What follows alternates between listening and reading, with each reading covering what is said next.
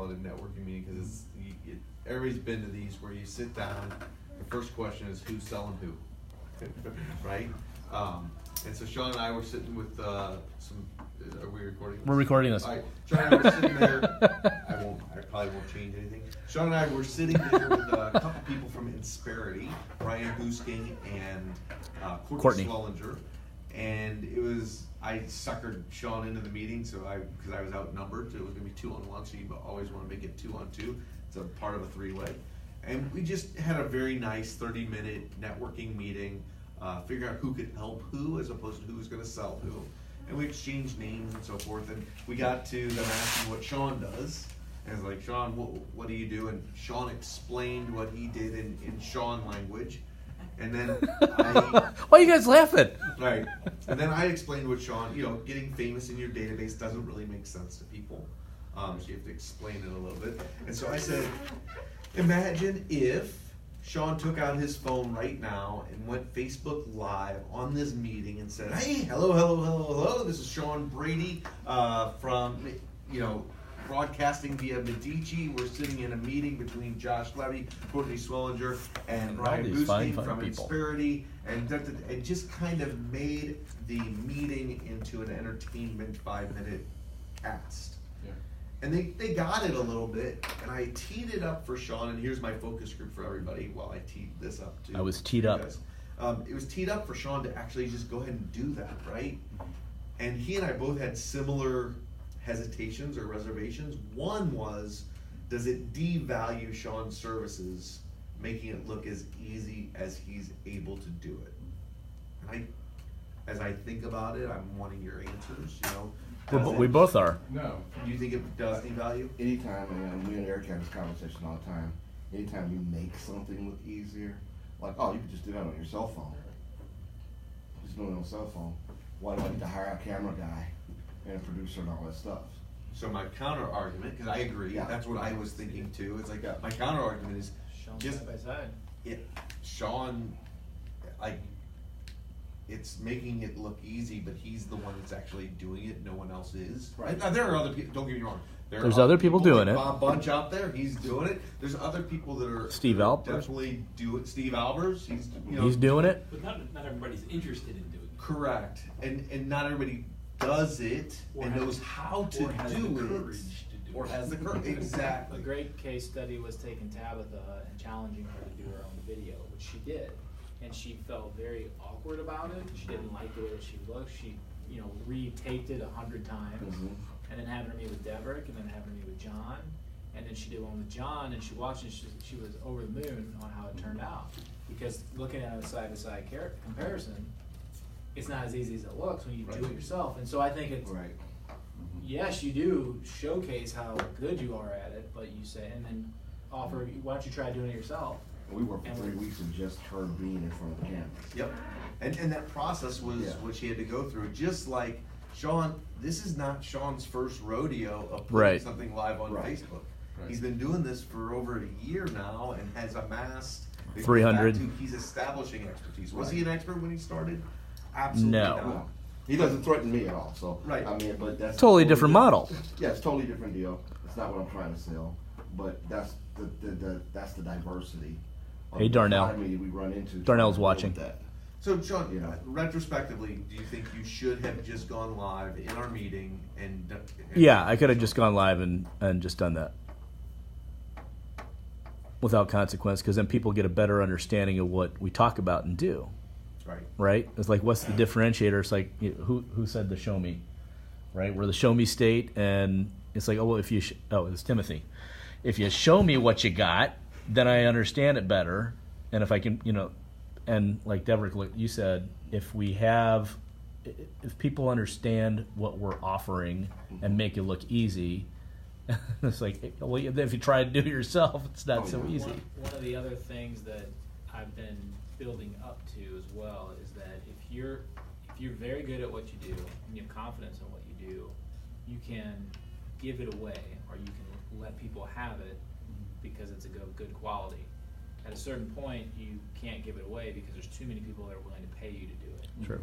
The other thing is, if you get somebody really used to receiving your guidance or your service or whatever it ends up being, all you have to do is shut it off. Yeah. And then they determine whether they want it any longer or not. Because if you're continually giving somebody your light and you turn the light off, all of a sudden you go, can't see, can you? Right. Because you're the high. I want to hear your perspective on Well, there's two aspects to it. One, I've seen in just practice, what I've seen in the day-to-day working with clients is you don't devalue by giving that away, but you do need to establish that upfront contract that this is a one-time deal. Because I have been in situations with clients where they say, hey, I'm buying a building, what do you think about that? I said, it's pretty good. I get a call the next day, hey, it's this price, what do you think about that? Okay. And then it's the third day, hey, I got, you know, now we get a new property. And then you're going like, well, no, I usually charge clients for this on day 3. And they're going like, what? And so if you, after day 1, you're going like, this is pretty good, this is outside our normal relationship, let's do this and establish that upfront expectations. The other side too is if somebody thinks they can go and do it, they probably weren't the right client to begin with for the service to begin with. You might give it free and they, I could do this, and they'll let them have at it, and then they might not have been the right client for you to begin with. One of the, I think I learned it at E3. I can't remember who taught it to me, but they say, if you're running your own finances, you have to fire your financial advisor in order to hire somebody else. Yeah. So there's a lot of circumstances where you're doing something yourself, and you have to admit, well, somebody can do it better than I do. So much so that I'm willing to pay them to do it better than I do. Right. So there's understanding that mentality sometimes is important, because a lot of people think they can do everything. And I think you, go ahead. Go ahead. I mean, I'm not a handyman type, so I hire a handyman who fixes my house and makes it look easy, but that doesn't devalue what he's doing, that just shows the value of his training and experience. And like, everybody's really good at something, and you should do what you're good at and outsource the rest. Do what you do best and outsource the rest. Yeah, so it's not a big deal that you did it live in front of them, it just shows that you have the capability to instantly, on demand, produce value for them, which is what you're trying to sell. Right. Eric? I also think that one of the arts of receiving is actually giving. You get back what you give. And I think when you actually talking to someone quote unquote free, it's not really free. I mean, you getting something out of it because it's something that you're training yourself to become better. And the second aspect of it is the fact that you don't have to give the 100% of it. You can give an overview, which that overview leaks in other things that keeps on going. A lot of times I don't even talk about electrical. I talk about everything else outside of electrical, and all of a sudden I get an electrical job out of it. So that helps. It helps sometimes, and not to be so rigid in your stance. Just speak your mind, speak your piece, let it flow out, and after it's all done, laugh about it and say, I could have did that better.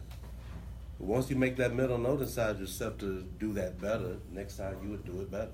Absolutely. And just gonna keep on going. And so that's how we handle inspectors. That's how we handle inspectors. We don't argue with them. We don't argue with them. We don't fuss with them. else. I mean, Somebody's gonna argue with and them. we don't get inspections on Monday. We don't get inspections on Friday, because Monday they have all this all this work that's already laid out for them for their week, and on Friday they try to get away. So those 2 days we don't have inspections at all. So that's what you learn inside the trade. Electrical inspector talk to me, I'm trying to talk to them about NASCAR or golf or tennis. I'm trying to give him something to remember, so the next time he talks to me, he's more interested in talking about that than talking about my job. My last inspector on this job, I've been knowing him for almost 20 years. And he come in, wow, hi, how you doing? And that right what there, you got? yeah. Right. And that's it. So is that building that rapport? Is we building that Relationship. That's right. over and over again. Bruce, were you going to say something? Well, it's so funny you mentioned this because I just met with a Medici member yesterday, and he was apologizing for taking so much of my time.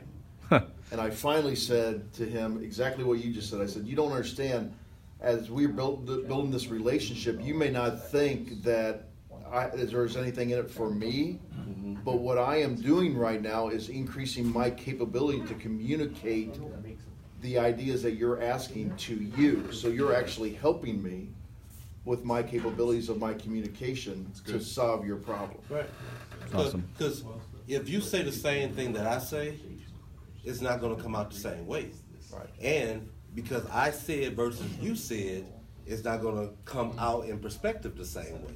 Right. So sometimes a person needs to hear, even they hear this thing over and over again, they just need to hear it from somebody else in somebody's way. Right.